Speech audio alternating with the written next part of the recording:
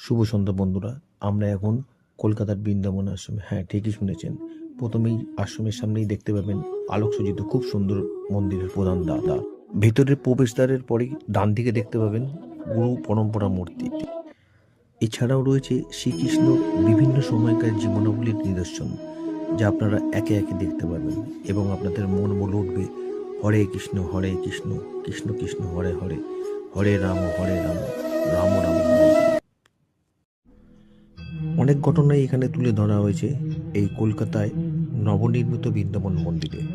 দেখতে পারবেন সমুদ্র মন্থনের দৃশ্য, দেখতে পাবেন ভগবান শ্রীকৃষ্ণের গোবর্ধন পর্বতে এক আঙুলে তুলে নেওয়ার দৃশ্য, দেখতে পাবেন ভগবান শ্রীকৃষ্ণের রাসলীলা এবং ঝুলন যাত্রা।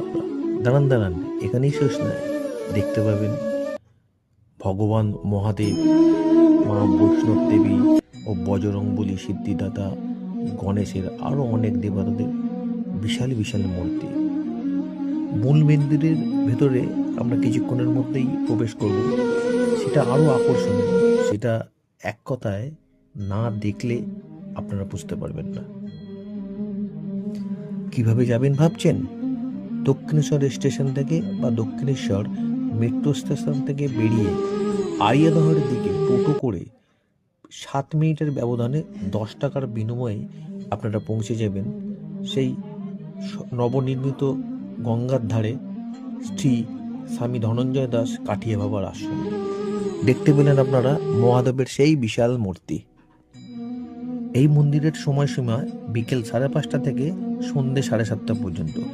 এখন এই মুহূর্তে সকালে কোনো প্রবেশাধিকার করতে পারেনি কর্তৃপক্ষ।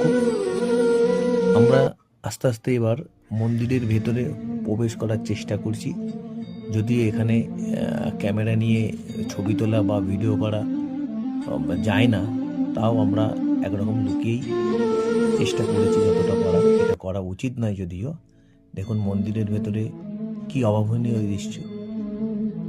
ভিডিওটা করার উদ্দেশ্য একটাই, যারা দেখেননি বা আসতে পারেননি, শুধুমাত্র কথাই তো না, আপনাদের কাছে ভিডিওটা তুলে ধরা হয়েছে এই জন্যে আপনারা চাক্ষুষ ব্যাপারটা দেখতে পাচ্ছেন যে ভেতরটা কত সুন্দরভাবে সুসজ্জিত করা হয়েছে।